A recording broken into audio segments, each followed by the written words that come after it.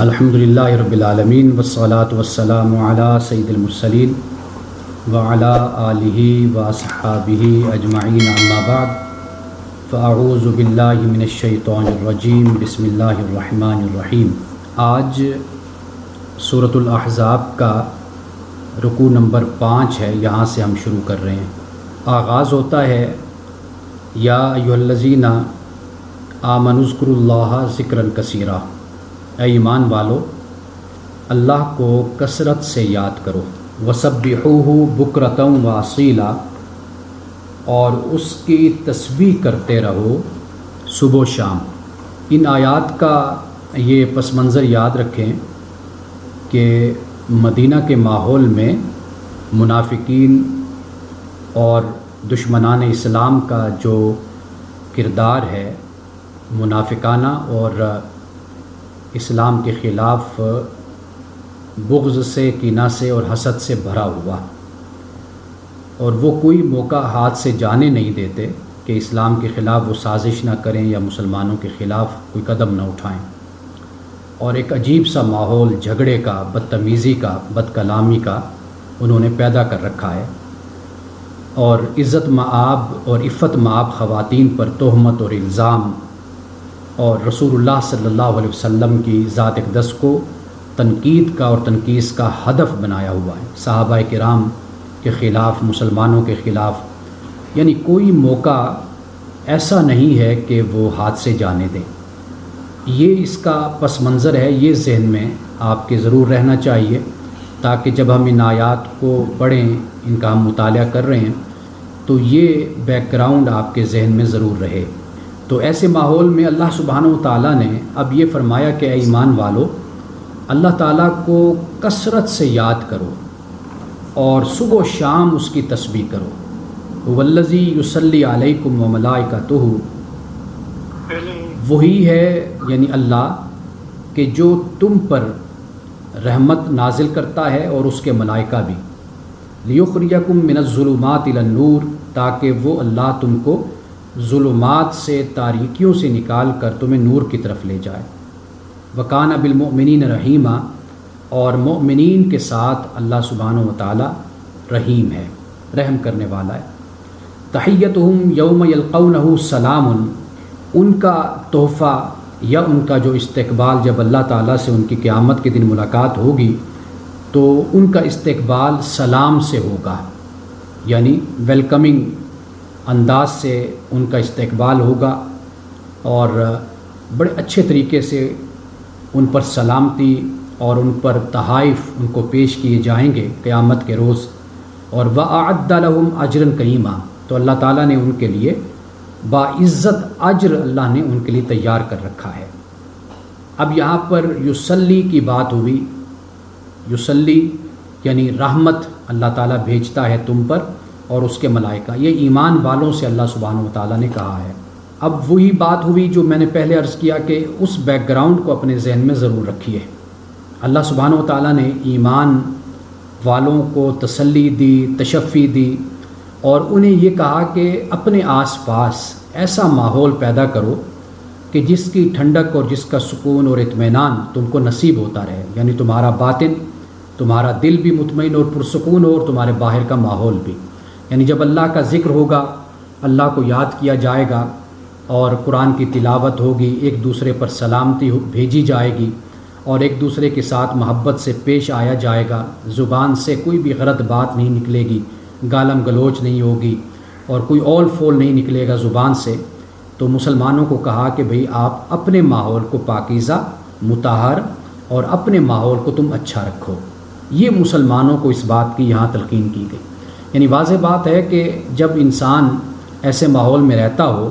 تو ایسے ماحول میں انسان اگر اچھا انسان ہے تو اس کو پریشانی بھی ہوتی ہے، اسے بے چینی بھی ہوتی ہے، وہ فکر مند بھی ہوتا ہے، اور اگر وہ اچھا نہیں ہے یا مناسب انسان ہے تو پھر واضح بات ہے کہ اس بات کا ڈر ہوتا ہے کہ وہ اس رد عمل میں مبتلا نہ ہو جائے، ان کے ساتھ لڑ نہ پڑے، یا ان کی مجلس اور ان کی محفل کا حصہ نہ بن جائے۔ تو یہاں پہ اللہ سبحانہ و تعالیٰ نے مسلمانوں کی اس طرح تربیت فرمائی ہے کہ بس اللہ کو یاد کرو کثرت کے ساتھ، اور صبح و شام اس کی تسبیح کرتے رہو، اور اللہ سبحانہ و تعالیٰ کی ذات تم پر رحمت بھی نازل کرتے اور اس کے ملائکہ بھی۔ اور مقصد کیا ہے؟ تمہیں تاریکیوں سے اللہ نکال دے اور تمہیں نور کی طرف لے کر جائے۔ اب یہ تاریکیاں یہی ہیں کہ وہاں پر ظلم ہے، کفر ہے، منافقت ہے، جھوٹ ہے، فریب ہے، کذب ہے، یہ یہاں سے نکال کر نور کی طرف یعنی امن کی طرف، سلامتی کی طرف تمہیں اللہ لے کر جائے۔ اب اس کے بعد رسول اللہ صلی اللہ علیہ وسلم سے اللہ پاک نے یہ فرمایا، یا ایھا النبی، اے نبی صلی اللہ علیہ وسلم، انا ارسلناک شاہدا و مبشرا و نذیرا، کہ بے شک ہم نے آپ کو گواہ بنا کر اور بشارت دینے والا اور ڈرانے والا بنا کر ہم نے آپ کو بھیجا ہے، وداعیا الی اللہ باذنہ وسراجا منیرا، اور آپ کو دعوت دینے والا اللہ کی طرف اس کے حکم کے ساتھ بنا کر بھیجا ہے، اور آپ کو سراج منیر، روشن چراغ بنا کر اللہ سبحانہ و تعالیٰ نے بھیجا ہے۔ وبشر المؤمنین بان لهم من اللہ فضلا کبیرا، اور مومنین کو بشارت دے دو، وہ لوگ جو ایمان لائے ہیں ان کو بشارت دے دو کہ ان کے لیے اللہ کی طرف سے بڑا فضل ہے، اللہ کی طرف سے بڑی مہربانی ہے۔ فضل یعنی اضافہ، جو اضافی طور پر انسان کو ملتا ہے وہ فضل کہلاتا ہے۔ اللہ سبحانہ و تعالیٰ فرماتا ہے کہ اللہ کی طرف سے بڑا فضل ہے ایمان والوں کے لیے۔ آگے فرمایا، ولا تطع الکافرین، اور کافرین کی اطاعت مت کرو، والمنافقین، اور منافقین کی بھی اطاعت نہیں کرنی، ودع اذاہم،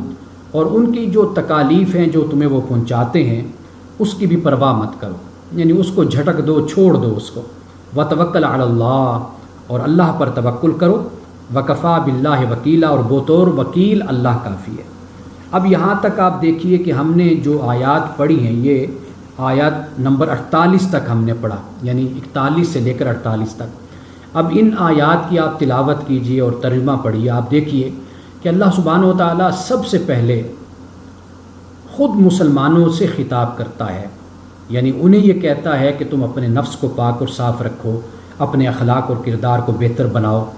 اپنے معاشرے کو، اپنے سماج کو، اپنے اجتماعی ماحول کو تم اچھا کرو۔ ہاں، اگر کوئی بدتمیزی کرتا ہے، بد اخلاقی کرتا ہے، فحش بولتا ہے، گستاخی کرتا ہے، کوئی بھی رویہ اختیار کرتا ہے، تو اس پر توجہ کرنے کے بجائے تم زیادہ اپنی طرف نیکی کرنا شروع کر دو۔ یعنی ایک بات تو یہ ہے کہ آپ عمل کے رد عمل میں جاتے ہیں، یعنی اگر دوسرے کی طرف سے ایک بدتمیزی کی گئی، آپ اس کا جواب اس سے بڑھ کر آپ دیتے ہیں۔ اس سے کیا نقصان ہوتا ہے؟ اس سے یہ ہوتا ہے کہ جیسے کیچڑ ہے، اس میں ایک اچھا بھلا انسان، شریف انسان، اور اچھے کپڑے اس نے پہنے ہوئے، وہ بھی اس میں گر جاتا ہے، دلدل میں پھنس جاتا ہے، تو اس سے کیا ہوتا ہے؟ انسان کی اپنی ذات، اپنی شخصیت کا نقصان ہوتا ہے۔ تو مسلمانوں کو یہاں پر اس بات کی تلقین کی گئی ہے، یعنی بجائے اس کے کہ خارجی حالات اور ماحول کو دیکھا جائے، دوسرے لوگوں کی طرف دیکھا جائے، یہاں پر تلقین مسلمانوں کو سب سے پہلے یہ کی گئی کہ اپنی ذات پر توجہ کرو، اپنے ماحول کو بہتر کرنے کی کوشش کرو۔ اب صرف یہ نہیں بات کی کہ اے ایمان والو اللہ کا ذکر کرو، بلکہ یہ کہا ذکرن کثیرا، کثرت سے اللہ کو تم یاد کرو، اور پھر وسبحوہ فرمایا کہ تسبیح کرو اس کی، ساتھ یہ صرف اتنا نہیں کہا کہ تسبیح کرو، فرمایا بکرتم واسیلا، صبح و شام اس کی تسبیح کرو۔ یعنی یہ ایک لحاظ سے مسلمانوں کی توجہ کو بالکل اس سے ہٹا دیا گیا کہ جو منافقین کر رہے ہیں، جو کفر کرنے والے کر رہے ہیں، جو اہل کتاب کر رہے ہیں، وہاں سے توجہ مسلمانوں کی بالکل ہٹا دی گئی۔ جیسے احادیث میں آتا ہے کہ رسول اللہ صلی اللہ علیہ وسلم کو کفار نے مذمم کہا۔ مذمم کا مطلب ہوتا ہے کہ جس کی مذمت کی گئی ہو، بد تعریفی کی گئی۔ تو رسول اللہ صلی اللہ علیہ وسلم نے جب کفار نے یہ کہا تو آپ نے دیکھی کہ کس طرح نفسیاتی طریقے سے صحابہ کی تربیت کی اور ان کی توجہ کو بالکل اس کی شدت سے بالکل ہٹا دیا، اس گستاخی سے ہٹا دیا۔ حضور نے کیا فرمایا؟ آپ نے فرمایا کہ دیکھو اے میرے صحابہ کہ اللہ تعالیٰ نے کس طرح میری حفاظت کی ہے، کس طرح مجھے ان کے حملوں سے بچایا ہے، ان کی لعن طعن سے، ملامت، یہ الفاظ آتے ہیں حدیث میں کہ اللہ تعالیٰ نے کیسے مجھے محفوظ کیا ہے۔ یہ جس کو برا بھلا کہتے ہیں وہ مذمم ہے، اور مجھے اللہ تعالیٰ نے محمد بنایا۔ حالانکہ آپ دیکھیے کہ رسول اللہ صلی اللہ علیہ وسلم اگر چاہتے تو اس بات پر صحابہ کو متوجہ کر کے ان کے خلاف کھڑا بھی کر سکتے تھے، لیکن آپ علیہ الصلوۃ والسلام نے ان کی توجہ کو اس طرف کر دیا کہ مثبت اور تعمیری انداز سے تم سوچو اور سمجھو اور اپنے رویوں کو بہتر کرو، اس لیے کہ مجھے اللہ تعالیٰ نے محمد بنایا ہے۔ یہ جس کو برا بھلا کہتے ہیں وہ تو مذمم ہے، میں محمد ہوں۔ تو بالکل یہاں پر اگر آپ ان آیات کا مطالعہ کریں گے اور آپ اس صورت کی حقیقی روح سے اگر واقفیت رکھتے ہیں، پس منظر سے واقفیت رکھتے ہیں، مدینہ کے ماحول کو آپ بہتر طریقے سے جانتے ہیں، پڑھتے ہیں تاریخ میں، تو پھر آپ دیکھیں گے کہ کس طرح رسول اللہ صلی اللہ علیہ وسلم کو اللہ تعالیٰ نے یہ تعلیم دی اور اس کے بعد مسلمانوں تک یہ تعلیم پہنچائی کہ جب ایسا ماحول بنے تو تم نماز کی کثرت کرو، اللہ کی یاد کی کثرت کرو، اچھی باتوں کی کثرت کر دو، قرآن کی تلاوت کی کثرت کر دو، اچھے اخلاق کی کثرت کر دو۔ یہ نہیں ہے کہ مقابلے میں اگر کوئی برا ہے تو تم بھی برے بن جاؤ۔ یہ آیات پڑھنے کے بعد یہ تأثر، یعنی یہ ایک حقیقی روح ہے جو قائم ہوتی ہے، جو سمجھ آتی ہے، جو قرآن پاک ہمیں میسیج دینا چاہتا ہے۔ آپ دیکھ لیجئے کہ اس سے انسان کی جو صلاحیت ہے اور اہلیت اور وقت ہوتا ہے وہ تباہ ہوتا ہے۔ اگر ایک شخص آپ کو برا بھلا کہتا ہے، کچھ کہتا ہے، تو وہ کہتا رہے، آپ اپنے کام میں لگے رہیں اور تعمیری انداز سے اور مثبت طریقے سے آپ چلتے رہیں، آپ دیکھیں گے کہ آپ اپنے ہدف کو اور اپنی منزل کو آپ پا لیں گے۔ ورنہ اگر ایسے ہوگا کہ آپ مقابلے میں رہیں گے، جواب دیتے رہیں گے، لڑتے رہیں گے، جھگڑتے رہیں گے، تو آپ اپنی صلاحیت، اپنے وقت اور انرجی کو آپ ویسٹ کرتے رہیں گے۔ ان آیات کو پڑھنے کے بعد یہی بات ہمیں سمجھ آتی۔ اب اس کے بعد دیکھیے چند مزید مسائل کو اللہ پاک نے یہاں پر بیان کیا۔ فرمایا یا ایھا الذین آمنوا، اے ایمان والو، اذا نکحتم المؤمنات، کہ جب تم مومنات سے نکاح کرو، ثم طلقتموہن، اور پھر تم ان کو طلاق دے دو، من قبل ان تمسوہن، اس سے پہلے کہ تم ان کو مس کرو، چھوؤ، فما لکم علیہن من عدۃ تعتدونہا، تو پھر ان پر کوئی بھی عدت لازم نہیں ہے کہ تم اسے شمار کرو۔ مطلب یہ ہے کہ اگر انہیں چھوا نہیں ہے اور صرف نکاح ہوا ہے تو پھر تم طلاق دے دو گے، تو پھر جو اگر کوئی ان کے بارے میں کوئی حق مہر ہے وہ بھی دینے کی ضرورت نہیں ہے۔ سورۃ البقرہ میں اس بات کو اللہ پاک نے بیان کر دیا۔ تو اگر رخصتی ہو گئی، وہ تمہارے پاس آ گئی، تو پھر حق مہر آدھا دیا جائے گا، یا حق مہر مقرر نہیں ہوا تو پھر وہ جو رائج الوقت ہے اور جو ایک عرف ہے اور جو مہر مثلی ہے پھر وہ ادا کر دیا جائے گا۔ اگر وہ تمہارے پاس رہیں، انہوں نے وقت گزارا اور تمہارے تعلق قائم ہوا، آپس میں صنفی تعلق قائم ہوا، تو پھر پورا حق مہر جو ادا کیا جائے گا۔ تو یہاں پر اللہ سبحانہ و تعالیٰ نے اس بات کو بیان کر دیا کہ بھئی ایک تو عدت کوئی نہیں ہے، یعنی اگر عورت سے نکاح تو ہوا اور پھر چھونے سے پہلے اگر اس کو طلاق دے دی تو پھر عدت نہیں ہے اور پھر حق مہر بھی نہیں ہوگا۔ لیکن یہ فرما دیا کہ فمتعوہن وسرحوہن سراحا جمیلا، کہ تم ان کو کچھ مال دے دو، یعنی اپنی خوشی سے اور اپنی حیثیت کے مطابق، اپنے مرتبے کے مطابق جو تم چاہو تم ان کو دے سکتے ہو، اور اچھے طریقے سے تم ان کو رخصت کر دو۔ یہاں پر یہ فرما دیا کہ اچھے طریقے سے رخصت کر دو۔ اور سورۃ النساء میں اس بات کو اللہ پاک نے بیان کیا کہ وہاں پر ایک رسم، جاہلانہ رسم موجود تھی کہ عورت سے حق مہر لینے کے لیے یا اس کو نہیں دیا تو اس کو نہ دینے کے لیے یہ الزام اس پر لگا دیا جاتا تھا کہ یہ نعوذ باللہ یہ بدکار ہے، یہ کریکٹر کی اچھی خاتون عورت نہیں ہے، تو پھر اس کو حق مہر نہیں دیتے تھے، یہ تہمت لگائی جاتی تھی۔ اللہ سبحانہ و تعالیٰ نے سورۃ النساء میں اس بات کو واضح طور پر بیان کر دیا۔ اللہ تعالیٰ نے کہا کہ تم ایک دوسرے پر بے حجاب ہوئے ہو، بے تکلف ہوئے ہو، اور تم نے ایسا وقت ایک دوسرے کے ساتھ گزارا ہے کہ انسان اس حالت میں کسی اور کے سامنے نہیں ہوتا، یعنی اتنی بے تکلفی، اتنا ذاتی تعلق تمہارا ایک دوسرے سے قائم ہوا، تو کم از کم اسی کا لحاظ کر لو۔ جہاں پر اتنا ذاتی تعلق قائم ہو تو پھر اس کے بعد بالکل انسان اس سطح تک بدل جائے کہ ایک دوسرے پر تہمت لگائے، ایک دوسرے پر الزام لگانے لگ جائے اور ایک دوسرے کے کردار کے بارے میں کیچڑ اچھالنا شروع کر دے، تو یہ رویہ اشراف کا، یعنی اچھے لوگوں کا، اچھے خاندان والوں کا یہ رویہ نہیں ہوتا۔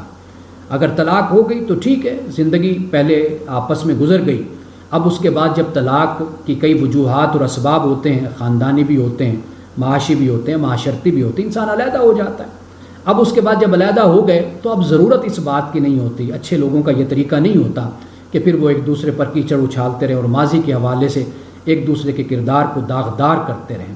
یہ بھی اللہ تعالیٰ نے یہاں پر بیان کر دیا، بلکہ ذکر ہو تو اچھے انداز میں اور مناسب طریقے سے انسان ایک دوسرے کا ذکر کرتے۔ تو اسی رویے کو اور اسی چال چلن کو یہاں پر اللہ سبحانہ و تعالیٰ نے اختیار کرنے کی تلقین کی، اور خاص طور پر مردوں کو اس چال چلن کے اختیار کرنے کی تلقین کی ہے کہ فمتعوہن، کہ ان کو مال دے دو، وسرحوہن سراحا جمیلا، اور ان کو اچھے طریقے سے رخصت کر دو۔ ایک اور رویہ بھی ہمارے معاشرے میں موجود ہے، اور وہ یہ ہے کہ جی میں نے اس کو طلاق نہیں دینی، اور میں نے اس کو اسی طرح تڑپا کر اس کو مارنا ہے، اور اسی طرح میں نے اس کو ذلیل اور پریشان کرنا ہے۔ یہ خاص طور پر مردوں کی طرف سے یہ رویہ ہوتا ہے۔ اللہ تعالیٰ نے قرآن مجید میں اس رویے سے بھی منع کیا کہ یہ رویہ بالکل اختیار نہیں کیا جانا چاہیے، اور جب طلاق تک نوبت آ گئی تو اس کے بعد اچھے طریقے سے رخصت کر دینا چاہیے اور طلاق دے دینی چاہیے۔ اور اگر ان حالات میں بھی اگر مرد طلاق نہیں دیتا تو پھر عدالت کو اس بات کا حق اور اختیار ہوتا ہے کہ وہ میاں بیوی کے درمیان علیحدگی کروا دے، اور عدالت کی طرف سے نوٹس جاتے ہیں، عدالت خبردار کرتی ہے مرد کو، اور مرد کی اس بدنیتی تک پہنچ جاتی ہے عدالت، اور سمجھتی ہے کہ مرد بدنیت ہے اور یہ جان بوجھ کر عورت کو طلاق نہیں دینا چاہتا اور تنگ کرنا چاہتا ہے، تو پھر عدالت کو اس بات کا اختیار ہوتا ہے کہ وہ دونوں میں علیحدگی کروا دے۔ تو یہاں پہ اللہ سبحانہ و تعالیٰ نے اس بات کی تلقین مردوں سے کر دی ہے۔ اب اس کے بعد فرمایا یا ایھا النبی، اب پہلے تو مومنوں سے بات ہو گئی، اب رسول اللہ صلی اللہ علیہ وسلم سے اللہ پاک فرماتا ہے اے نبی صلی اللہ علیہ وسلم انا احللنا لک ازواجک اللاتی آتیت اجورہن، کہ ہم نے آپ کے لیے حلال کر دی آپ کی بیویاں جن کے حق مہر آپ نے ادا کیے ہیں، وما ملکت یمینک، اور ہم نے حلال کر دی آپ کے لیے وہ کہ جن کے دانے ہاتھ آپ کے مالک ہوئے، مما افاء اللہ علیہ، اس سے جو اللہ تعالیٰ نے آپ کو عطا کی، یعنی جو مال غنیمت میں آئی، جیسے حضرت جویریہ تھی، حضرت صفیہ، حضرت ماریہ قبطیہ۔ جویریہ میں آگے جا کر آپ کو بتاؤں گا ازواج کے بارے میں، تو حضرت جویریہ بھی اسی طرح آئیں، اور صفیہ بھی غالباً خیبر میں آئیں، جویریہ غزوہ بنی المستلق میں آئیں۔ ماریہ قبطیہ کو بادشاہ نے بطور تحفہ کے بھیجا، تو رسول اللہ صلی اللہ علیہ وسلم کے پاس یہ بطور لونڈی کی تو آئی تھیں، لیکن آپ نے پھر ان کو آزاد کر کے ان کے ساتھ آپ نے نکاح کیا، حق مار دیا۔ جویریہ صفیہ کے بارے میں تو سیرت نگار مورخین متفق ہیں کہ یہ واقعی رسول اللہ صلی اللہ علیہ وسلم نے ان کا حق مار ادا کیا اور آپ نے ان سے نکاح کیا۔ ماریہ قبطیہ کے بارے میں ان کا کہنا، سیرت نگاروں کا اس پر اختلاف ہے۔ بعد کا کہنا ہے کہ ماریہ قبطیہ سے بھی رسول اللہ صلی اللہ علیہ وسلم نے نکاح فرمایا، ان کا حق مار ادا ہوا، اور اسی طرح یہ آپ کی زوجہ محترمہ تھیں۔ بعد کا کہنا ہے کہ نہیں، یہ لونڈی کی حیثیت سے رہی، لیکن میں نے اس کی جو تحقیق کی اور باقاعدہ میں نے اس پر ایک ویڈیو بھی ریکارڈ کروا دی تھی کہ میں یہ سمجھتا ہوں کہ ماریہ قبطیہ بھی رسول اللہ صلی اللہ علیہ وسلم کی زوجہ محترمہ تھیں، یعنی ازواج میں تھیں، اور اس کے بہت سے دلائل ہیں، اس لیے کہ رسول اللہ صلی اللہ علیہ وسلم کے وصال کے بعد حضرت ماریہ قبطیہ کے ساتھ وہی سلوک رکھا گیا جو رسول اللہ صلی اللہ علیہ وسلم کے ازواج کے ساتھ رکھا گیا، یعنی جیسے خلافت راشدہ میں ازواج کا وظیفہ مقرر کیا گیا، اتنا وظیفہ حضرت ماریہ قبطیہ کا بھی مقرر کیا گیا، یعنی جس طرح باقی ازواج سے نکاح کرنا حرام تھا، اسی طرح حضرت ماریہ قبطیہ سے بھی نکاح نہیں کیا گیا بعد میں، یعنی یہ رسول اللہ صلی اللہ علیہ وسلم کی زوجہ محترمہ تھی۔ اسی طرح کے اور بھی بڑے دلائل ہیں جو میں نے اس ویڈیو میں بیان کر دی ہیں۔ اب یہ تو رسول اللہ صلی اللہ علیہ وسلم کو فرمایا کہ جن کا آپ نے حق مار ادا کیا وہ بھی آپ کے لیے حلال، اور جو اس طرح مال غنیمت میں آئیں وہ بھی آپ کے لیے حلال، و بنات عمی کا، اور آپ کی چچا کی بیٹیاں، و بنات عماتی کا، اور آپ کی جو پھپھی زاد ہیں وہ، و بنات خالی کا، اور مامو زاد، و بنات خالاتی کلاتی ہاجرنا معک، اور آپ کی جو خالہ زاد وہ جو آپ کے ساتھ ہجرت کر کے آئیں۔ اب اس کے بعد فرمایا وامرأۃ مومنۃ، اور وہ عورت بھی حلال، جیسے حضرت میمونہ کے بارے میں آتا ہے بنت حارث ام وہبت نفسہا للنبی، کہ جس نے اپنے آپ کو نبی صلی اللہ علیہ وسلم کے لیے ہبہ کر دیا بطور تحفہ کے، یعنی اس نے تقاضا نہیں کیا کہ میرا حق مہر ہو یا مقرر کیا جائے، بلکہ اس نے اپنے آپ کو اس بات کو پسند کیا اور اپنے لیے اعزاز خیال کیا کہ رسول اللہ صلی اللہ علیہ وسلم مجھے اپنی زوجیت میں لے لیں۔ ان اراد النبی یستنکحھا، اگر نبی صلی اللہ علیہ وسلم چاہیں ان سے نکاح کرنا، خالصۃ لک من دون المؤمنین، فرمایا کہ یہ خالص آپ کے لیے ہے، مومنین کے لیے نہیں ہے۔ قد علمنا ما فرضنا علیہم فی ازواجہم وما ملکت ایمانہم لکی لا یکون علیک حرج۔ اللہ پاک فرماتا ہے کہ ہمیں معلوم ہے کہ عام مومنوں پر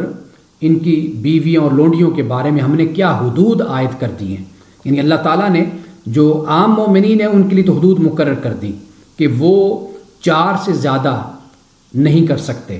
لیکن فرمایا لِكَيْ لَا يَكُونَ عَلَيْكَ حَرَجٌ، یہ ان حدود سے اور ان قوانین سے جو ہم نے عام مومنین کے لیے مقرر کیے ان سے آپ کو ہم نے استثناء دے دیا ہے۔ اور یہ ساری صورتحال ہم نے کیوں بیان کی؟ تاکہ آپ پر کسی قسم کا کوئی حرج اور آپ پر کسی قسم کی کوئی تنگی نہ ہو، یہ ساری صورتحال بیان کر دی گئی۔ وَقَانَ اللَّهُ غَفُورٌ رَحِيمًا، اللہ تعالیٰ غفور رحیم ہے۔ حضرت عائشہ اور حضرت سودا، ان سے نکاح تو مکہ میں ہوا تھا۔ حضرت سودا بہت یعنی بڑی عمر کی خاتون تھیں اور آخری عمر میں کہ انہوں نے رسول اللہ صلی اللہ علیہ وسلم سے یہ گزارش کی تھی کہ آپ مجھے اپنے نکاح میں رکھیے، یہ میرے لیے اعزاز کی بات ہے، مجھے آپ چھوڑیے نہیں۔ اور ان سے نکاح مکہ میں ہوا تھا۔ حضرت خدیجہ الکبریٰ رضی اللہ تعالیٰ عنہ کے وصال کے بعد ان سے نکاح ہوا۔ حضرت عائشہ صدیقہ رضی اللہ تعالیٰ عنہ سے نکاح بھی مکہ میں ہوا۔ اور حضرت عائشہ صدیقہ کی عمر کے حوالے سے ابھی آپ کو معلوم ہے کہ ہمارے ہاں بڑی ڈیبیٹ ہوئی ہے، اور میں نے بھی اس پر ایک ویڈیو بنائی ہے کوئی 8-10 منٹ کی، وہ حضرت عائشہ صدیقہ رضی اللہ تعالیٰ عنہ کے عمر کے حوالے سے میں نے اس میں بتایا ہے کہ آپ کی عمر نکاح کے وقت کیا تھی اور آپ کی رخصتی کے وقت آپ کی عمر کیا تھی۔ اس کے بعد حضرت حفصہ رضی اللہ تعالیٰ عنہ، آپ سیدنا فاروق اعظم رضی اللہ تعالیٰ عنہ کی آپ صاحبزادی ہیں، اور آپ غزوہ بدر میں ہی بیوہ ہوئی تھی، یعنی آپ کے شوہر غزوہ بدر میں یہاں پر قتل ہوئے، تو غزوہ بدر کے بعد رسول اللہ صلی اللہ علیہ وسلم نے حضرت حفصہ سے پھر نکاح کیا، یہ بیوہ ہو گئی۔ اور اسی طرح حضرت زینب بنت خزیمہ، یہ بھی ان سے پھر جنگ احد میں یہ بیوہ ہوئی، آپ نے ان سے بھی نکاح کیا۔ ام سلمہ 4 ہجری میں بیوہ ہوئی، حضرت ابو سلمہ کی زوجہ تھی، اور پھر ان سے رسول اللہ صلی اللہ علیہ وسلم نے 4 ہجری میں نکاح کیا۔ اور اس طرح حضرت زینب جن سے رسول اللہ صلی اللہ علیہ وسلم نے 5 ہجری میں جب ان کو حضرت زید بن حارثہ نے طلاق دے دی تھی تو پھر رسول اللہ صلی اللہ علیہ وسلم نے ان سے نکاح کیا۔ اور پھر حضرت جویریہ، جیسے میں نے پہلے عرض کیا، غزوہ بنی المصطلق میں یہ بیوہ ہوئی، ان سے رسول اللہ نے نکاح کیا، یعنی یہ ایک لونڈی کی حیثیت سے آئیں۔ حضرت ام حبیبہ، یہ حبش میں ان سے نکاح ہوا، شاہ حبش نے اس نکاح کا انتظام کیا اور حق مہر ادا کیا تھا۔ حضرت صفیہ غزوہ خیبر کے بعد ان سے رسول اللہ صلی اللہ علیہ وسلم نے نکاح کیا۔ ماریہ قبطیہ، جیسے میں نے بیان کیا کہ یہ تحفے میں آئے، 7 ہجری میں رسول اللہ نے ان سے بھی نکاح کیا۔ اور میمونہ بنت حارث، یہ 7 ہجری کے بعد رسول اللہ صلی اللہ علیہ وسلم نے ان سے بھی نکاح کیا۔ حضرت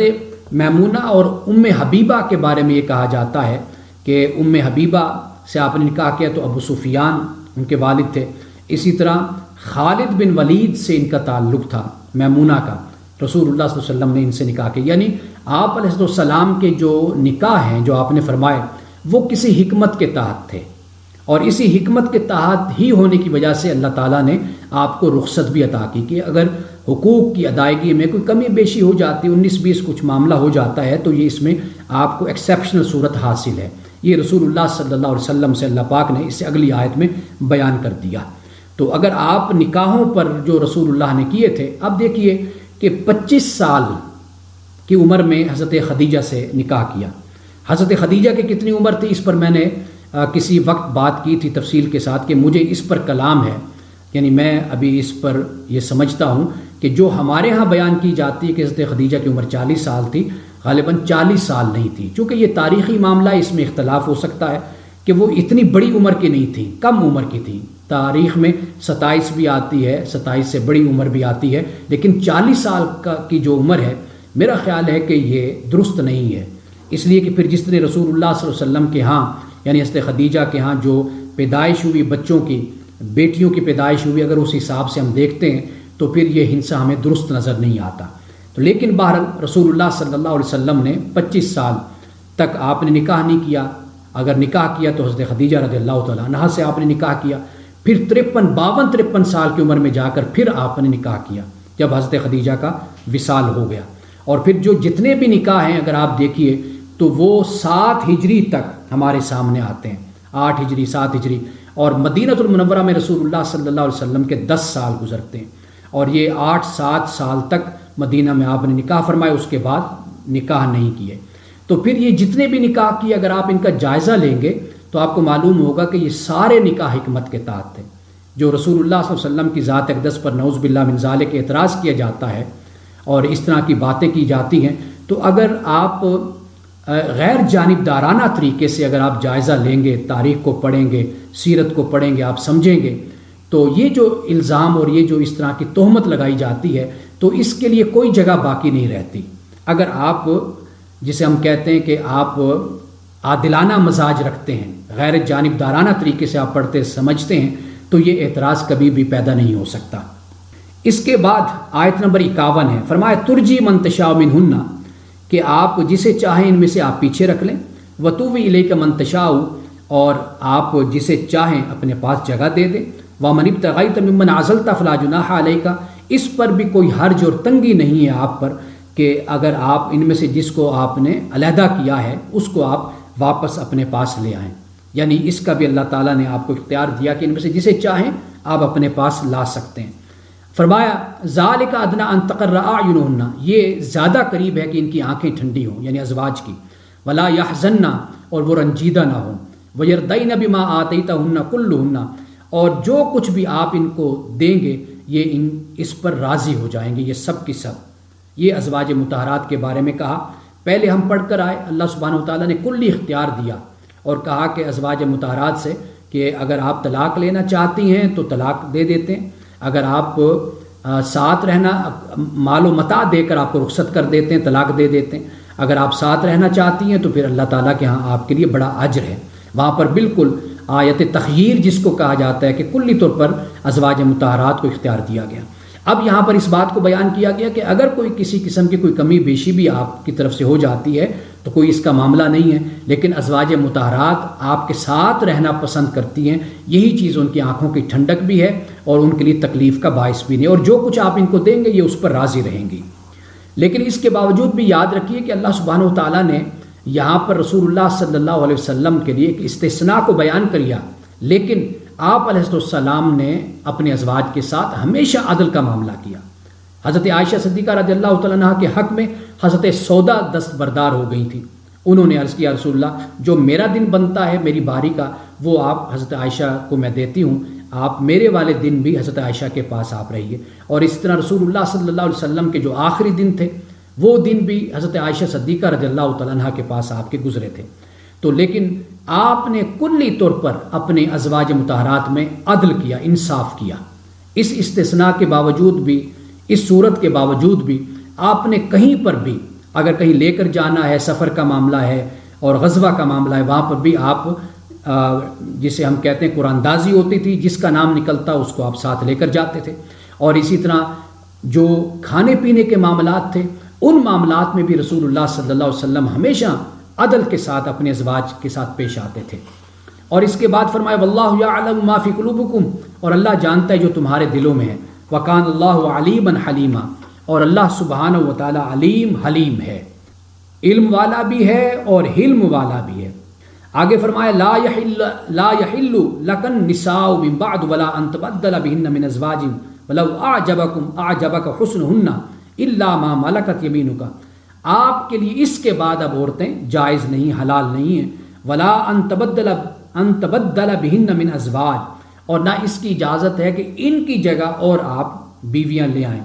خواہ ولو اعجبک حسنهن، خواہ وہ آپ کو ان کا حسن کتنا ہی پسند ہو، الا ما ملکت یمینک، البتہ مگر جو آپ کے دانے ہاتھ مالک ہوئے۔ یعنی یہ ایک ایکسیپشنل صورت اللہ تعالیٰ نے یہاں پر بیان کر دی کہ ممکن ہے کہ غزوات ہوتے ہیں، غزوات میں پھر خواتین آتی ہیں، ان خواتین میں کئی سرداروں کی بیٹیاں، بہنیں اور بڑے خاندان کی، وہ پھر کسی اور کے پاس جانے کے بجائے ان کو رسول اللہ صلی اللہ علیہ وسلم اپنے نکاح میں کر لیں، یہ استثناء اللہ سبحانہ و تعالیٰ نے یہاں پر بیان کر دیا۔ اب لوگوں نے بڑے اعتراض اس آیت کو سامنے رکھ کر کیے، مستشرقین کی طرف سے بھی اعتراض ہوئے کہ ولو اعجبک حسنهن، کہ اگرچہ آپ کو ان کا حسن پسند ہے، یہ ایک فطری بات ہے، ایک قدرتی بات ہے کہ اللہ سبحانہ و تعالیٰ نے اس بات کو بھی یہاں پر بیان کر دیا۔ اب آپ یہ دیکھیے کہ یہاں پر قیود و قیودات کو بھی، حدود کو بھی اللہ تعالیٰ نے اپنے نبی صلی اللہ علیہ وسلم کے لیے بھی بیان کر دیا۔ وکان اللہ علی کل شیء رقیبا، اور اللہ تعالیٰ ہر شے کی نگرانی کرنے والا ہے۔ اب اس کے بعد ایمان والوں سے پھر گفتگو ہوتی ہے اور ایمان والوں کو چند باتیں بیان کی جاتی ہیں اور کہا جاتا ہے کہ حضرت زینب سے رسول اللہ صلی اللہ علیہ وسلم کا جب نکاح ہوا تھا تو ولیمہ کے موقع پر صحابہ آ کر بیٹھے رہے اور بڑی دیر تک رسول اللہ کے پاس موجود رہے اور آپ کے گھر میں، اور وہاں پر چونکہ رات دیر ہو گئی، آپ علیہ السلام حیا کی وجہ سے خاموش رہے، شرم کی وجہ سے آپ نے ان کو اٹھنے کا نہیں کہا، تو اللہ تعالیٰ نے پھر اس آیت میں اس بات کو بیان کر دی، یعنی یہ ایک سبب بن گیا یہ موقع، اور یہ وجہ بیان کر دی کہ بھئی ایسے موقعوں پر ہمارا رویہ معاشرتی حوالے سے اور آداب کیا ہونے چاہیے کہ اگر ہم کسی کے ہاں جائیں، کوئی ہمیں دعوت دے تو ہمیں کس انداز سے بیٹھنا چاہیے اور کب وہاں سے اٹھ کر آنا چاہیے۔ تو اللہ سبحانہ و تعالیٰ نے یہاں پر ان باتوں کو بھی بیان کر دیا، جیسے سورۃ الممتحنہ میں، سورۃ المجادلہ میں اللہ سبحانہ و تعالیٰ نے وہاں پر بھی اس بات کو بیان کر دیا۔ تو یہ جو بیان کیا، یہ کوئی واقعہ ہوتا ہے تو اللہ تعالیٰ وہاں پر پھر کچھ احکام معاشرتی اور سماجی زندگی کے حوالے سے بیان کر دیتا ہے۔ اب یہاں پہ کیا فرمایا، مختصراً اگر میں بیان کروں، ایک بات تو یہ بیان کر دی کہ اجازت لے کر گھر میں داخل ہوا کرو، پہلی بات تو یہ ہوگی۔ دوسری بات یہ ہے کہ دعوت بھی اگر ہو تو بقدر ضرورت پھر بیٹھا کرو، اور تیسری بات یہ ہوئی کہ اگر ملنے جاتے ہو تو پھر غیر ضروری جو باتیں ہوتی ان سے پرہیز کیا کرو، اور چوتھی بات یہ کہ تکلیف نہ دو۔ یہ 4-5 باتیں ہیں یہاں پہ اللہ سبحانہ و تعالیٰ نے بیان کر دی۔ یا ایھا الذین آمنوا، ایمان والو، لا تدخلوا بیوت النبی، کہ نبی کے گھروں میں داخل نہ ہو، الا ان یؤذن لکم، مگر یہ کہ تمہیں اجازت دی جائے، الی طعام، کھانے کی، یعنی جب کھانے کی تمہیں اجازت دی جاتی ہے تو پھر تم جا سکتے ہو، تمہیں دعوت دی جاتی ہے، غیر ناظرین اناہ، نہ یہ کہ تم اس کو اناہ کا مطلب ہے پکنا اور تیار ہونا، کہ تم اس کے منتظر رہو۔ ایک طریقہ تو یہ ہوتا ہے کہ ایسے وقت میں پہنچنا کہ جب گھر میں کھانے کا وقت ہوتا ہے، اور کچھ لوگ وقت کے بڑے پابند ہوتے ہیں، وقت پر پہنچتے ہیں ہمیشہ، جب بھی کسی کے گھر میں کوئی کھانے کا وقت ہو تو اسی وقت ایگزیکٹ اسی ٹائم پر بیل دیں گے، نوک کریں گے، پہنچ جائیں گے۔ ایک تو یہ طریقہ۔ دوسرا یہ ہوتا ہے کہ گھر میں اگر آپ کھانے کے وقت پہنچے تو نہیں ہیں، لیکن اب کھانے کا وقت قریب ہے تو آپ کو چاہیے کہ آپ اٹھ کر آ جائیں۔ کیوں؟ اس لیے کہ آپ جب گئے تھے، آپ کا کہنا یا آپ کا بیٹھنا یا تأثر یہی تھا کہ جی میں تھوڑی دیر بیٹھوں گا اور بس پھر میں نے اٹھ کر چلے جانا ہے۔ انہوں نے آپ کے لیے چائے کا اہتمام کر دیا یا برنچ کا اہتمام کر دیا یا تھوڑا بہت بیٹھ کر کھانے پینے کا اہتمام کر دیا۔ اب آپ بیٹھے ہوئے، اب طریقہ یہ ہونا چاہیے کہ یا تو آپ لنچ کے لیے جا رہے ہوں، انہوں نے آپ کو دعوت دی ہو، یا آپ کے ساتھ کوئی ٹائم طے ہوا ہو تو وہ پھر باقاعدہ طور پہ آپ کے لیے کھانا تیار کریں گے، بنائیں گے، تو پھر تو سب کچھ گھر میں موجود ہوگا، آپ کی دعوت ہوگی۔ لیکن آپ اگر ایسے وقت میں جاتے ہیں جو وقت لنچ کا یا ڈنر کا نہیں ہے، کھانے کا نہیں، آپ کو چائے پیش کر دی گئی، آپ کو کچھ کھلا پلا دیا، اس کے بعد آپ اٹھ کر واپس آ جائیے۔ لیکن اگر آپ وہاں پر بیٹھے ہوئے ہیں، یا تو آپ اس نیت سے، ارادے سے بیٹھے انتظار میں کہ اب کھانے کا ٹائم ہے تو کھانا کھا کر جاؤں گا، ایک یہ طریقہ ہے۔ پھر یہ ہے کہ گھر میں پکا ہوا ہے یا نہیں ہے، آپ کے ساتھ بیٹھنے کی وجہ سے کچھ گھر میں تیار بھی ہوا یا نہیں ہوا، یا گھر والے بیٹھے ہوئے انہیں پتہ ہے کہ چلیں یہ اٹھ کر جب جائیں گے تو گھر میں فریج میں کچھ چیزیں ایسی پڑی ہوئی ہیں کہ جو کل کی تیار شدہ ہیں، وہ ہم گزارا کر لیں گے دوپہر کو، رات کو، اور پھر کل نیا کھانا تیار کر لیں گے۔ یہ معاملہ یہاں پر اللہ سبحانہ و تعالیٰ نے بیان کر دیا، خاص طور پر غیر ناظرین اناہ، کہ بھائی تم کھانے کا وقت تاکو نہیں، انتظار نہ کرو، ولیکن اذا دعیتم، لیکن اگر تمہیں بلایا جائے، جب تمہیں بلایا جاتا ہے پھر ہے کھانے کے وقت تم بیٹھو، فادخلوا فاذا طعمتم فانتشروا، فرمایا کہ کھانے کا جب وقت بلایا جائے تو اس وقت آؤ، اور جب تم کھا لو تو منتشر ہو جایا کرو، فانتشروا پھر اٹھ جایا کرو، ولا مستانسین لحدیث، اور باتوں میں مت لگ جایا کرو، ان ذالکم کان یؤذی النبی،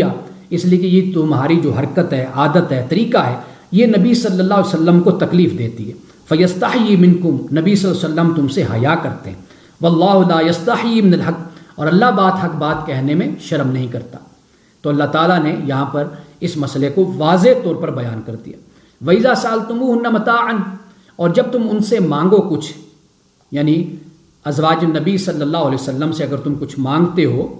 فَاسْأَلُوهُنَّ مِن وَرَاءِ حجاب، تو ان سے مانگو پردے کے پیچھے سے مانگو۔ یہاں پر حجاب کا لفظ یہ جو دروازوں پر لٹکایا جاتا ہے نا، اس کے لیے حجاب کا لفظ استعمال ہوا ہے یہاں پر۔ ذالکم اطہر لقلوبکم وقلوبہن، یہ زیادہ پاکیزہ ہے تمہارے دلوں کے لیے اور ان کے دلوں کے لیے۔ وما کان لکم ان تؤذوا رسول اللہ، اور یہ تمہارے لیے ہرگز جائز نہیں ہے کہ تم اللہ کے رسول کو تکلیف پہنچاؤ. یعنی یہ ایمان والوں سے بھی کہہ دیا، اور خاص طور پر وہ لوگ کہ جو ظاہری طور پر بھی ایمان والے بنتے تھے قرآن پاک میں، ان کو بھی چونکہ ظاہری طور پر ایمان والوں میں خود کو وہ شمار کرتے تھے تو اس لیے ان سے بھی خطاب ہو گیا. یعنی یا ایھا الذین آمنوا، اے ایمان والوں میں وہ لوگ بھی شامل ہو گئے کہ بھئی تمہارے یہ لائق ہرگز نہیں ہے کہ تم اللہ اور اس کے رسول، تم اللہ کے رسول کو تم تکلیف پہنچاؤ. اللہ کے رسول کو تکلیف پہنچانا یہ مسلمان کا کام نہیں ہے. ولا ان تنکحوا ازواجہ، اور تم اس کے ازواج سے نکاح بھی نہیں کر سکتے. یعنی نبی صلی اللہ علیہ وسلم کی ازواج سے من بعد ابدا، ان کے بعد ہمیشہ کبھی بھی ازواج النبی صلی اللہ علیہ وسلم سے نکاح نہیں کیا جا سکتا. ان ذالکم کان عند اللہ عظیما، کہ بے شک یہ اللہ کے نزدیک بڑا کام ہے. بڑا کام یعنی بڑا گناہ ہے یہ اللہ کے نزدیک. ان تبدوا شیئا او تخفوہ، تم خواہ کوئی بات ظاہر کرو یا تم چھپاؤ. فإن اللہ کان بکل شیء علیما، تو بے شک اللہ تعالیٰ ہر شے کا علم رکھنے والا ہے. یعنی جیسے سورۃ البقرہ میں ہم نے پڑھا کہ وہاں پر خطبہ کیا جا سکتا ہے، دل میں کوئی بات انسان کے ہوتی ہے کہ یہ خاتون بیوہ ہو گئی تو میں اس کی عدت گزر جائے، وقت گزر جائے، کسی مناسب وقت میں اس کو پروپوز کروں گا، اس کو پیغام نکاح پہنچاؤں گا. تو اللہ تعالیٰ نے یہاں پر یہ کہہ دیا اگر تم ظاہر کسی چیز کو کرو یا چھپاؤ تو یہ یاد رکھو اللہ تعالیٰ جاننے والا ہے ہر شے کو. یعنی مراد یہ ہے کہ یہ تمہارے دل سے خیال بھی نہ گزرے، اس لیے کہ ان کا درجہ تمہاری ماؤں کا درجہ ہے، اور جو انسان کی نسبی ماں ہے جس کے بطن سے انسان پیدا ہوتا ہے اس سے بھی بڑھ کر ان کا مقام اور مرتبہ ہے. اس لیے کہ النبی اولا بالمؤمنین من انفسہم، نبی اکرم صلی اللہ علیہ وسلم کی ذات اقدس مومنوں کی جان سے بھی بڑھ کر زیادہ قریب ہے. اور پھر اس کے بعد فرمایا کہ رسول اللہ صلی اللہ علیہ وسلم کی جو ازواج ہیں وہ امت کے لوگوں کی، مومنین کی مائیں ہیں. یہ ہم نے سورۃ الاحزاب کے شروع میں ہم نے پڑھا تھا. تو لہٰذا ماؤں کے بارے میں خیال بھی دل سے نہیں گزرا کرتا کہ کبھی یہ انسان سوچے کہ میں اپنی ماں سے نکاح کروں، وہ سگی ماں ہو، سوتیلی ماں ہو. تو لہٰذا امہات المومنین کا درجہ اپنی سگی سوتیلی سب ماؤں سے بڑھ کر ہے. تو لہٰذا ان سے تو نکاح کا تصور اور خیال بھی دل میں نہیں آنا چاہیے. اب اس کے بعد فرمایا لا جناح علیہن فی آبائہن، کہ اب نکاح کے مسئلے کو بیان کر دیا تو اب یہ بیان کر دیا کہ ان پر کوئی گناہ نہیں ہے ان کے آبا کے بارے میں، یعنی باپ ہیں، ولا ابنائہن ان کے بیٹے ہیں، ولا اخوانہن ان کے بھائی ہیں، ولا ابناء اخوانہن ان کے بھتیجے ہیں، ولا ابناء اخواتہن ان کی بھانجیاں ہیں، ولا نسائہن اور ان کی عورتیں ہیں، ولا ما ملکت ایمانہن اور جو ان کے دانے ہاتھ مالک ہوئے. یعنی یہ سب کے سب ان کے ساتھ میل جول رکھنا، آنا جانا یہ رکھا جا سکتا ہے. اب یہ استثناء بھی یہاں پر بیان کر دیا گیا. حضرت ام حبیبہ رضی اللہ تعالیٰ عنہا کا واقعہ بڑا مشہور ہے کہ جب مدینے میں ابو سفیان ابھی مسلمان نہیں ہوئے تھے، ملنے آئے تھے، حضرت ام حبیبہ کے پاس آئے تو حضرت ام حبیبہ نے رسول اللہ صلی اللہ علیہ وسلم کا بستر لپیٹ کر سائڈ پر رکھ دیا اور رسول اللہ کے بستر پر ابو سفیان کو بیٹھنے نہیں دیا. وہ جیسے آئے گھر میں داخل ہوئے اور رسول اللہ کے بستر پر بیٹھنے لگے، حضرت ام حبیبہ نے روک دیا اور روک کر بستر لپیٹ کر اور سائڈ پہ رکھا اور کہا کہ میں کسی مشرک کو اپنے رسول کے بستر پر نہیں بیٹھنے دوں گی. اور ابو سفیان بڑے غصے میں پھر وہاں سے چلے گئے اور کہا کہ بھئی تم بڑی گستاخ ہو گئی ہو. یہ کہتے ہوئے جس طرح ایک باپ اپنی ناراضگی کا اظہار کرتا ہے، اظہار کرتے ہوئے وہ نکل گئے. فتح مکہ کے موقع پر پھر وہ مسلمان ہوئے. یہ حضرت ام حبیبہ، یہ وہ ام حبیبہ ہیں. یعنی باپ آیا، کوئی آیا تو معاملہ ان کے ساتھ میل جول رکھا جا سکتا ہے، چونکہ یہ تو محرمات کے رشتے ہو جاتے ہیں. اور پھر جو عورتیں اپنے گھر کی خاندان کی ہوتی ہیں ان سے بھی میل جول رکھا جا سکتا ہے. یعنی اس سے ایک اشارہ ہمیں یہ بھی مل جاتا ہے کہ وہ عورتیں کہ جو آپ کے مزاج کی نہیں ہیں، اخلاق میں اچھی نہیں ہیں، بد کردار ہیں، تو ان سے ہمیں، ہماری عورتوں کو، شرفاء کو ان سے بچنا چاہیے. یہاں پر نساء ان سے مراد اشارہ اس بات کی طرف ہو جاتا ہے. اور ولا ما ملکت ایمانہن، اور جو آپ کے دانے ہاتھ مالک ہوئے، یعنی جو غلام ہیں اور لونڈیاں ہیں وہ گھر میں آتی ہیں جاتی ہیں، جن کے ساتھ جیسے ہم نے سورۃ النور میں بڑی تفصیل کے ساتھ ہم نے اس پر بات کی تھی. فرمایا واتقین اللہ، اللہ کا تقوی اختیار کرو. ان اللہ علی کل شیء شہید، بے شک اللہ تعالیٰ ہر شے پر گواہ ہے. اب اس کے بعد فرمایا ان اللہ و ملائکتہ یصلون علی النبی، بے شک اللہ اور اس کے ملائکہ نبی صلی اللہ علیہ وسلم پر درود بھیجتے ہیں. یا ایھا الذین آمنوا، اے ایمان والو، صلو علیہ وسلموا تسلیما، تم بھی صلاۃ و سلام رسول اللہ صلی اللہ علیہ وسلم پر بھیجو۔ یہ جو تسلیما آ گیا، عربی زبان میں ہم مفعول مطلق اس کو کہتے ہیں، یعنی اس سے مراد کیا ہے؟ اس سے مراد یہ ہے کہ اپنا پورے خشوع خضوع کے ساتھ، توجہ کے ساتھ، کثرت کے ساتھ جب بھی موقع ملے رسول اللہ صلی اللہ علیہ وسلم پر صلاۃ و سلام بھیجو۔ اب یہاں بھی عرض کرتا چلوں کہ اب آپ خود دیکھ لیجئے کہ منافقین کا رویہ، منافقات کا رویہ، اہل کتاب کا رویہ، معاندانہ رویہ مسلمانوں کے ساتھ تھا، رسول اللہ کے ساتھ، ازواج کے ساتھ احتیاطی تدابیر مسلمانوں کو اختیار کرنے کا حکم دیا، اور پھر مسلمانوں کو اپنی ذاتی تطہیر، معاشرتی تطہیر، خاندانی تطہیر، پیوریفیکیشن اللہ تعالیٰ نے پھر اس کے تلقین کی، اور پھر مسلمانوں سے یہ کہا کہ رسول اللہ صلی اللہ علیہ وسلم کے ساتھ جڑے رہو، بس آپ علیہ السلام پہ درود و سلام پڑھتے رہو، اللہ تعالیٰ کا ذکر کثرت سے کرتے رہو، صبح و شام اللہ کی تسبیح کرتے رہو۔ یعنی اب آپ دیکھیے کہ کتنے اچھے کاموں میں اللہ تعالیٰ نے مسلمانوں کو مصروف کر دیا، مشغول کر دیا۔ یہ نہیں کہا کہ مسلمانوں یہ گستاخی کرتے ہیں، یہ منافق ہیں، یہ فلاں ہیں، ٹوٹ پڑو ان پر، لے جاؤ اپنے بندوں کو اپنے ساتھ، ڈنڈے سوٹے جو بھی تمہارے ہاتھوں میں آتا ہے لے کر پہنچ جاؤ اور ان کا بھرکس نکال دو اور ان کو مار دو، ختم کر دو۔ یہ نہیں فرمایا۔ ایمان والوں کو توجہ دلائی کہ تم اپنا تزکیہ کرو، اپنی تطہیر کرو، اپنے آپ کو بناؤ۔ جب ایک مسلمان اچھے کردار، مزکہ اور اچھے اخلاق کا مالک ہو جاتا ہے تو پھر وہ اچھے ذہنوں کو اپنی طرف متاثر کرتا ہے، اپنی طرف ان کو لاتا ہے، رغبت دلاتا ہے۔ اگر اسی طرح ان کا رویہ مسلمان اختیار کر لیتے تو اسلام آج دنیا میں اتنا پھیل نہ جاتا، اور پھر مدینہ کے بعد جب اسلام دنیا میں پھیلا، یہ مسلمانوں کا اخلاق تھا، صحابہ کا کردار تھا۔ اگر وہ انہی جسے ہم کہتے ہیں کہ منفی اور تخریبی ایکٹیویٹیز میں، سرگرمیوں میں مصروف رہتے تو پھر آپ دیکھیے کہ کیا صورتحال پیدا ہوتی۔ تو یہاں پر اللہ تعالیٰ نے مسلمانوں کو اس بات کی تلقین کی، اور وہاں پر فرمایا یا ایھا الذین آمنوا اذکروا اللہ ذکرا کثیرا، اور یہاں پر کیا فرمایا؟ صلو علیہ وسلموا تسلیما۔ وہاں پر بھی کثرت کی تعلیم دی اور یہاں پر بھی کثرت کی تعلیم دی۔ یہ رسول اللہ صلی اللہ علیہ وسلم سے ایک امتی کا تعلق ہے، اور آج بھی درود و سلام ایک امتی رسول اللہ صلی اللہ علیہ وسلم کی بارگاہ میں بھیجتا ہے، چاہے وہ رسول اللہ کے مزار اقدس پر حاضری دے، وہاں پر بھی وہ کھڑا ہو کر آپ علیہ السلام کی بارگاہ میں درود و سلام کے تحفے پیش کرتا ہے۔ وہ پاکستان میں ہے، وہ انڈیا میں ہے، وہ کسی بھی ملک میں ہے، وہ آپ علیہ السلام سے محبت کا اظہار درود و سلام سے کرتا ہے۔ اب دیکھیے یہاں پر جو صلاۃ کا لفظ ہے، صلو علیہ، جب یہ صلاۃ کے ساتھ علی، ہم اسے کہتے ہیں عربی زبان میں گرامر میں کہ جب صلو کے ساتھ، صلاۃ کے ساتھ علی بطور صلہ کے آتا ہے تو پھر اس کے تین معنی ہوتے ہیں۔ ایک معنی تو ہوتا ہے کہ محبت کے ساتھ متوجہ ہونا، اور دوسرا معنی ہوتا ہے کسی کی تعریف کرنا، اور تیسرا معنی ہوتا ہے دعا کرنا۔ اب اللہ سبحانہ و تعالیٰ کے لیے تو دعا کرنے کا معنی ہم نہیں کریں گے، یعنی اللہ تعالیٰ کے لیے کیا ہے؟ اللہ تعالیٰ کے لیے ہے کہ وہ متوجہ ہوتا ہے، محبت کے ساتھ متوجہ ہوتا ہے، وہ تعریف کرتا ہے اپنے رسول صلی اللہ علیہ وسلم کی۔ لیکن یہ تینوں معنی امت میں شامل ہیں، یعنی امت میں یہ تینوں معنی کہ رسول اللہ صلی اللہ علیہ وسلم کی ذات اقدس کی طرف وہ متوجہ ہو محبت کے ساتھ، اور آپ علیہ السلام کی وہ تعریف کرے،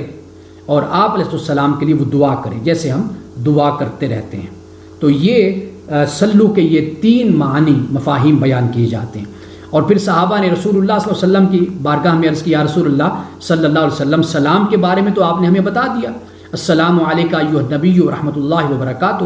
التحیات میں ہم پڑھتے ہیں، لیکن یہ جو صلاۃ ہے اس کا طریقہ کیا ہے؟ اب چند الفاظ کے فرق کے ساتھ احادیث میں جو درود آتا ہے، درود ابراہیمی، وہ مختلف الفاظ یعنی زیادہ فرق اس میں نہیں ہے۔ وہ کیا ہے؟ ایک تو یہ ہے کہ اللہم صلی علی محمد وعلی آل محمد کما صلیت علی ابراہیم وعلی آل ابراہیم انک حمید مجید وبارک علی محمد وعلی آل محمد کما بارکت علی ابراہیم وعلی آل ابراہیم انک حمید مجید۔ ایک یہ وہ درود ہے جو ہم عام طور پر پڑھتے ہیں، اور اسی طرح یہ بھی درود میں آتا ہے اللہم صلی علی محمد وازواج وذریاتہ کما صلیت علی ابراہیم وبارک علی محمد وازواج وذریاتہ کما بارکت علی ابراہیم انک حمید مجید۔ اب اس درود میں ازواج اور ذریت ان کو شامل کر لیا گیا، حضرت ابراہیم علیہ السلام تو پہلے شامل ہیں۔ اب دیکھیں حضرت ابراہیم علیہ السلام کی وہ شخصیت ہے، وہ ذات ہے کہ جس پر سب متحد ہیں، یعنی مسیحی بھی، یہودی بھی، مسلمان بھی، تو حضرت ابراہیم علیہ السلام کا ذکر ہے۔ اور اسی طرح ہمیں یہ بھی آتا ہے کہ اللہم صلی علی محمد عبدک و رسولک کما صلیت علی ابراہیم وبارک علی محمد وعلی آل محمد کما بارکت علی ابراہیم، یعنی یہ مسند احمد میں ہے، بخاری میں ہے، نسائی میں ہے، ابن ماجہ میں ہے۔ اور اسی طرح اللہم اجعل صلاتک و رحمتک و برکاتک علی محمد وعلی آل محمد کما جعلتها علی ابراہیم انک حمید مجید، یہ بھی آتا ہے۔ اور حضرت ابو ہریرہ سے یہ بھی روایت ہے اللہم صلی علی محمد وعلی آل محمد وبارک علی محمد وعلی آل محمد کما صلیت وبارکت علی ابراہیم وآل ابراہیم فی العالمین انک حمید مجید۔ اور اس طرح بھی آتا ہے کہ اللہم صلی علی محمد وعلی آل محمد کما صلیت علی ابراہیم انک حمید مجید وبارک علی محمد وعلی آل محمد کما بارکت علی ابراہیم انک حمید مجید۔ یہ مختلف یعنی روایت کیے جاتے ہیں، لیکن اب آپ یہ دیکھیے کہ ان میں الفاظ کا زیادہ اختلاف نہیں ہے۔ یہ رسول اللہ صلی اللہ علیہ وسلم کی محبت ہے کہ آپ نے صرف اپنے اوپر درود بھیجنے کا مسلمانوں سے نہیں کہا، بلکہ بعض روایات میں ازواج کا بھی ذکر ہے، ذریت کا بھی ذکر ہے۔ ذریت میں پھر آپ کی آل اولاد سب کی سب شامل ہو جاتی ہے، اور پھر حضرت ابراہیم علیہ السلام کا بھی ذکر ہے۔ اور رسول اللہ صلی اللہ علیہ وسلم نے ایک جگہ پر پھر اپنی عبدیت کا، اپنے رسول ہونے کا بھی آپ نے ذکر کر دیا۔ اب اس میں سے جو بھی آپ پڑھ سکتے ہیں وہ آپ پڑھتے رہیے، اور جو اب آپ پڑھتے ہیں جو آپ کو یاد ہے وہ بھی ٹھیک ہے، آپ اس کی تلاوت کرتے رہیے۔ لیکن یہ بات ذہن میں رکھ لیجئے کہ جس طرح ہمارے ہاں ایک چیز کو بالکل اپنے اوپر لازم اور ضروری اور فرض سمجھ لیا جاتا ہے نا، یہ روایات میں ہمیں ایسا نہیں ملتا۔ آپ روایات کو دیکھیں گے تو مختلف الفاظ ہمیں صحابہ سے منقول ملتے ہیں، تو اس سے معلوم یہ ہوتا ہے کہ رسول اللہ صلی اللہ علیہ وسلم نے ان کو مختلف مواقع پر مختلف طریقے سے پڑھا اور مختلف طریقے سے پڑھنے کی مسلمانوں کو تلقین کی۔ اب اس کے بعد دیکھیے آخر میں 2 آیتیں رہ گئی، اس کے بعد یہ ہمارا رکوع مکمل ہو جائے گا۔ فرمایا ان الذین یؤذون اللہ ورسولہ لعنہم اللہ فی الدنیا والآخرہ، بے شک وہ لوگ جو اللہ اور اس کے رسول کو ایذا دیتے ہیں، تکلیف پہنچاتے ہیں، اللہ تعالیٰ نے ان پر دنیا اور آخرت میں لعنت کر دی اور ان کے لیے اہانت آمیز عذاب تیار کر رکھا ہے۔ آیات کے تعلق کو ذرا جوڑے نا، آپ دیکھیے کہ ایمان والوں سے کس بات کا تقاضا کیا جا رہا ہے، انہیں کیا تلقین کی جا رہی ہے، اور مسلمانوں کے مقابلے میں جو ایذا اور تکلیف دینے والے لوگ ہیں ان کے بارے میں اللہ پاک قرآن میں کیا کہتا ہے۔ یعنی مسلمانوں کو اللہ پاک نے یہ کہا کہ بھئی تم خیر کے کام کرتے رہو، نیکی کے کام کرتے رہو، رسول اللہ کے راستے پر چلتے رہو، اللہ کو کثرت سے یاد کرتے رہو، تسبیح دن اور رات کرتے رہو، اور رسول اللہ صلی اللہ علیہ وسلم پہ کثرت سے درود و سلام بھیجتے رہو۔ باقی رہا معاملہ اللہ اور اس کے رسول کو ایذا دینے والے جو لوگ ہیں، تکلیف دیتے ہیں، ان سے پھر ہم خود نپٹ لیں گے۔ وہ کس طرح نپٹیں گے بیان کر دیا کہ دنیا اور آخرت میں ان پر لعنت ہوگی۔ آگے فرمایا والذین یؤذون المؤمنین والمؤمنات بغیر ما اکتسبوا، اب ایمان والوں کا ذکر ہو گیا کہ جو مومنین کو اور مومنات کو بغیر ان کے قصور کے، غلطی بھی مومنین اور مومنات کی کوئی نہیں ہے، ان کو ایذا اور تکلیف پہنچاتے ہیں جو لوگ، فرمایا فقد احتملوا بہتانا و اسما مبینا، یہ وہ لوگ ہیں کہ جنہوں نے بڑا ایک بہتان اور سری گناہ اپنے سر لے لیا ہے۔ اب اللہ اور اس کے رسول کا بھی ذکر ہو گیا۔ اب ایذا دینا، اللہ کو تو نہیں نا ایذا دے سکتے، اللہ کوئی جسمانی طور پر تو موجود نہیں ہے، ایذا رسول اللہ صلی اللہ علیہ وسلم کو دیتے ہیں، تو رسول اللہ کو ایذا دینا گویا کہ اللہ کو ایذا دینا ہے۔ کیوں؟ اس لیے کہ رسول اللہ اللہ کے نمائندہ ہیں، اللہ کے رسول ہیں، اللہ کے نبی ہیں، تو رسول اللہ کو ایذا اور تکلیف پہنچانا در حقیقت یہ رسول اللہ صلی اللہ علیہ وسلم کو تکلیف جو دی جاتی ہے وہ اللہ کو تکلیف دینے کے مترادف ہے۔ اور مومنین اور مومنات کی بات بھی یہاں پر کر دی کہ قصور کوئی نہیں، غلطی کوئی نہیں مسلمانوں کی اور مومنات کی، ان پر تہمتیں لگائی جا رہی، الزام دیے جا رہے ہیں، ان کو ایذا اور تکلیف پہنچائی جا رہی، تو اللہ پاک یہ فرماتا ہے کہ یہ بھی سری گناہ ہے اور یہ بہت بڑا بہتان ہے کہ جو یہ مومنین اور مومنات پر باندھتے ہیں۔ یہاں پر یہ 2 رکوع مکمل ہو جاتے ہیں، تو انشاءاللہ آخر کل اگلے درس میں 2 رکوع آخری سورۃ الاحزاب کے وہ ہم بات کریں گے، ان پر ان کا مطالعہ کریں گے، اس کے بعد سورۃ الاحزاب ہماری مکمل ہو جائے گی۔ اب اس کے بعد ایک سوال قربانی کے حوالے سے میں یہاں پر ذکر کرتا چلوں کہ قربانی سنت ابراہیمی ہے، حضرت ابراہیم علیہ السلام کی سنت ہے، اور فقہ حنفی میں اس کو وجوب کا درجہ حاصل ہے، یعنی فقہ حنفی کے جو ائمہ ہیں، علماء ہیں، ان کا جو نقطہ نظر ہے اور جو ان کا فتویٰ ہے وہ یہ ہے کہ یہ واجب ہے کہ رسول اللہ صلی اللہ علیہ وسلم نے اسے کیا، اور بعض علماء کا ان کے علاوہ یہ نقطہ نظر ہے کہ یہ صرف رسول اللہ صلی اللہ علیہ وسلم کی سنت ہے، اگر کر لیا جائے تو اچھا ہے، اور اگر نہ کیا جائے تو اس میں کوئی معاملہ نہیں، کوئی حرج نہیں ہے۔ یہ سنت ابراہیمی ہے، جیسا کہ آپ جانتے ہیں حضرت ابراہیم علیہ السلام کی یہ سنت ہے، اور قرآن پاک نے بھی اس کو بیان کیا، اور پھر رسول اللہ صلی اللہ علیہ وسلم کی احادیث سے اور سنت سے بھی ہمیں معلوم ہوتا ہے۔ لیکن قرآن پاک یہ بتاتا ہے کہ یہ لازم اور فرض اس پر ہے کہ جو وہاں پر جاتا ہے، یعنی حج کرتا ہے، اس پر لازم اور ضروری ہے کہ وہ اللہ کی راہ میں قربانی پیش کرے۔ باقی یہ ہے کہ اگر ہم میں سے کوئی قربانی کرتا ہے، یہاں پر اگر وہ صاحب وسعت ہے، صاحب استطاعت ہے، اور اس کے پاس اتنا مال اور دولت ہے کہ وہ کر سکتا ہے، تو اگر وہ کرتا ہے تو واضح بات ہے کہ یہ اچھا عمل ہے، نیکی کا عمل ہے،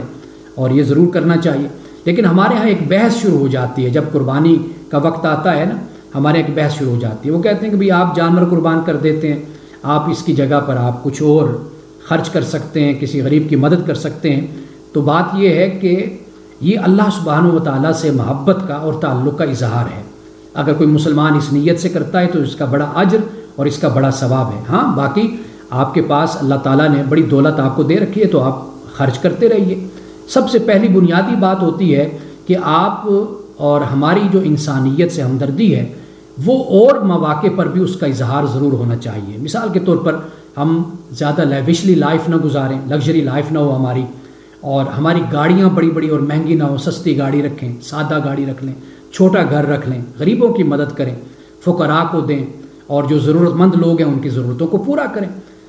یہ جو ایک اور کنسیپٹ اور ایک لائف سٹائل ہمارے ہاں موجود ہے، اس پر بھی ہمیں ضرور نظر ڈالنی چاہیے۔ جب قربانی کا وقت آتا ہے یا اس طرح کے موقعوں پر جب ہم اللہ کی راہ میں خرچ کرتے ہیں تو ایک بڑا اعتراض یہ کیا جاتا ہے کہ جی یہ مال اور دولت ادھر لگانے کے بجائے آپ کچھ اور غریبوں کی مدد کر دیں، شادی کسی غریب کی کروا دیں، یا کسی یتیم اور مسکین کی مدد کر دیں۔ وہ مدد بھی کرنی چاہیے، اس سے کوئی انکار نہیں، وہ قرآن پاک کی تعلیمات ہمارے سامنے موجود ہیں۔ لیکن اگر کوئی قربانی کرتا ہے اور اس قربانی میں جیسے حصے بیان کیے جاتے ہیں کہ غریبوں کو بھی دیا جاتا ہے، رشتہ داروں کو بھی دیا جاتا ہے، انسان اپنے لیے بھی رکھتا ہے، اور اگر ایک ایسا شخص ہے کہ جو اتنا وسعت والا نہیں ہے، قربانی کرتا ہے، وہ سارا گوشت اپنے لیے بھی رکھ سکتا ہے، وہ ریفریجریٹر میں رکھ دے، فریزر میں رکھ دے، اور تھوڑا تھوڑا کر کے اس کو کھاتا رہے، وہ یہ بھی کر سکتا ہے۔ اگر وہ اچھا مال اور دولت اور وسعت والا ہے، آسودہ حال ہے، تو پھر اس کو رشتہ داروں کو بھی دینا چاہیے، پھر اس کو غریبوں میں بھی تقسیم کرنا چاہیے۔ اور پاکستان کے جو حالات ہیں ان میں اگر غریب کو گوشت مل جائے، ایسے خاندان آپ کو ملیں گے، ایسے لوگ ملیں گے کہ انسان جب ان کی بات سنتا ہے تو دل دکھی ہو جاتا ہے۔ وہ کہتے ہیں جی سال ہو گیا، یہ پہلا موقع ہے کہ اس عید الاضحیٰ پر، بقرہ عید پر یہ ہمیں سال کے بعد گوشت کھانا نصیب ہوا ہے۔ ایسے خاندان، ایسی فیملیز بھی ہیں۔ تو اس لیے بجائے اس کے کہ آپ اس کی مخالفت کریں یا ایسا رویہ اختیار کریں، آپ ایک پہلو تو یہ مد نظر رکھیے کہ اپنی عام زندگی میں ہمیشہ غریب پروری کا رویہ اختیار کریں، غرباء کو نوازتے رہیں، مدد کرتے رہیں، اور اپنی زندگی کو سادہ زندگی بنائیے اور قربانی کیجئے۔ آپ قربانی کریں گے، اس سے بہت سے لوگوں کو، غریبوں کو فائدہ ہوگا، اس سے ملک کا ایک کاروبار بھی چلتا ہے، اربوں خربوں کی تجارت بھی 2-4 دنوں کے اندر ہو جاتی ہے، اس سے بھی ملک کو فائدہ ہوتا ہے۔ تو اس پہلو کو بھی آپ مد نظر رکھیے۔ تو اس لیے قربانی اگر کوئی کرتا ہے تو اچھی بات ہے، کر لے، اگر کوئی نہیں کرتا تو نہ کرنے پر بھی ملامت نہیں کرنی چاہیے۔ ہمارے یہاں ایک رویہ یہ بھی ہے کہ ایک سنت عمل ہے، نیکی کا عمل ہے، اچھا عمل ہے، آپ اس عمل پر اگر آپ خود عمل کر رہے ہیں تو آپ پھر دوسروں کو شک کی نظروں سے دیکھیں گے، تنقید کریں گے دوسروں پر، یہ رویہ نہ اختیار کیجیے۔ اگر کوئی کرتا ہے تو اچھی بات ہے، وہ کر لے، اگر جو نہیں کرتا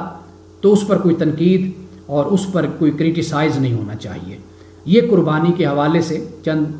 بنیادی باتیں تھیں جو میں نے آپ کے سامنے بیان کر دی، اور قربانی عید کا موقع بھی قریب ہے، تو انشاءاللہ اگر کوئی مزید آپ کے ذہن میں سوالات ہوں وہ بھی آپ اگلے درس کے لیے آپ مجھے بھیج سکتے ہیں۔ اور 2 باتیں میں یہاں پر ایک اور بیان کرنا چاہتا ہوں۔ ایک تو یہ ہے کہ کل 5:30 بجے والدین کی تربیت کے کورس کا آغاز ہو رہا ہے، یعنی ہر اتوار کو 5:30 بجے لیکچر ہوگا، اور اس میں والدین یعنی میاں بیوی آئیں، بیٹھیں. یہاں پر کافی لوگ آئیں گے انشاءاللہ تعالیٰ، اور بہت سے لوگ زوم پر بھی ہوں گے. اگر آپ آ جائیں تو بہت اچھی بات ہے، پریفر اسی بات کو کریں. اگر لاہور میں نہیں آ سکتے تو بے شک پھر آپ زوم پر ضرور جوائن کیجئے گا. اور ٹاپک جو ہے وہ میں پھر آپ کو، بلکہ آپ لوگوں نے پڑھ لیا ہوگا، میں آپ کو بھیج دوں گا. اور دوسرا اعلان یہ ہے کہ منڈے کو یہاں پر سمر کیمپ کا بھی ہم آغاز کر رہے ہیں. بلکہ جو 5 سال سے 10 سال کے بچے بچیاں، ان کا تو سمر کیمپ شروع ہو چکا ہے. اس کا وقت 12 سے 2 بجے تک کا ہے. اس میں بھی آپ اپنے بچوں بچیوں کو شریک کر سکتے ہیں. اور جو بڑوں کا ہے، یعنی ٹین ایجرز کا، 13 سے 19 کے سالوں تک کے بچوں کا، وہ 11 سے 1 بجے تک کا ہے. اور اس میں بھی آپ زوم پر بھی آ سکتے ہیں. لیکن یہ جو چھوٹے بچوں اور بچیوں کی کلاس ہے، سمر کیمپ ہے، اس میں زوم کی سہولت نہیں ہے. اس میں ان پرسن فزیکلی آپ کو آنا ہوگا. لیکن جو بڑے بچوں کا سمر کیمپ ہے 11 سے 1 بجے تک کا، اس میں آپ فزیکلی بھی آئیں. اگر نہیں آ سکتے تو آپ زوم پر بھی اس کو جوائن کر سکتے ہیں. زوم کا لنک کیا ہے وہ ہم نے پہلے ہی آپ لوگوں کے ساتھ شیئر کر رکھا ہے. بلکہ جس پہ آپ لوگ زوم پہ آتے ہیں درس قرآن میں، یہی لنک ہے، اسی پر آپ شریک ہو سکتے ہیں. تو لہٰذا کل 5:30 بجے اور پرسوں پھر سوموار کو 12 بجے کا بھی ہے چھوٹے بچوں بچیوں کے لیے، اور 11 بجے کا 1 بجے تک ہے وہ بڑے بچوں اور بچیوں کے لیے. آپ اس میں ضرور شریک ہوں. اور ویسے بھی آپ اگر لاہور میں رہتے ہیں تو ہمارے ادارے میں آپ ضرور آئیں. میں بہت دفعہ آپ لوگوں سے گزارش کر چکا ہوں، اور میری بہنیں بیٹیاں ہیں یہاں پر، ان کو بھی میں نے کئی دفعہ کہا کہ آپ ضرور آئیں، آپ بیٹھیں دیکھیں، اور آپ کا دل خوش ہوگا. لائبریری ہے اور ایک گویا کہ کمیونٹی سینٹر ہے. ہر طرح کی ایکٹیویٹیز یہاں پر، علمی ادبی یہاں پر سرگرمیاں ہوتی ہیں. جب آپ آئیں گے بیٹھیں گے، اور آپ کو روحانی طور پر بھی آپ کو راحت ملے گی یہاں پر، اور ایک پرسکون ماحول ہے. تو اس لیے آپ لوگوں کو دعوت ہے کہ جب آپ کو وقت ملے، آپ بیرون ملک ہیں، پاکستان آئیں تو ضرور آپ تشریف لائیں. لاہور میں ہیں تو پھر آئیں. اگر آپ باہر کسی شہر میں رہتے ہیں تو وہاں سے بھی جب لاہور میں آپ کا آنا ہو تو ہمارے پاس آپ ضرور آئیں. بارک اللہ لنا ولکم فی القرآن العظیم ونفعنا وإیاکم بالآیات والذکر الحکیم. صدق اللہ العظیم.